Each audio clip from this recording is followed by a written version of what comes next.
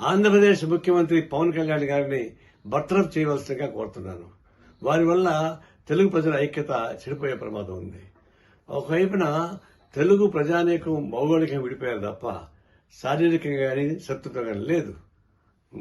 రేవంత్ రెడ్డి ముఖ్యమంత్రిగా ఉంటూ వాళ్ళ కూతుర్ని భీమవరంలో ఇచ్చాడు ఆంధ్ర ప్రాంతానికి. అంటే లేవు కదా. ఆయన గతంలో చేగువేరా డ్రెస్ వేసుకుని తిరిగాడు, విప్లవాది అనుకున్నాడు, మంచిది. ఆడేసి మారాడు. మరి ఇప్పుడు సావర్కర్ శిష్యుగా మారాడు. సనాతన ధర్మం పూజిస్తా ఉన్నాడు. పూజించుకునేయండి.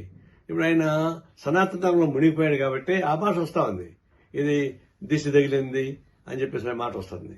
అది సనాతన ధర్మం నమ్మేవాళ్ళు అట్లా మాట్లాడుతూ ఉంటారు.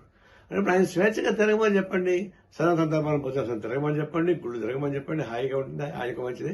అనే కానీ రాజకీయ నాయకుడు కానీ తగడు ఉప ముఖ్యమంత్రిగా ఉంటే రాష్ట్ర ప్రజలకు ఉపయోగపడదు కాబట్టి తక్షణం వారిని బర్తరఫ్ చేయవలసిందిగా కోరుతా ఉన్నాను.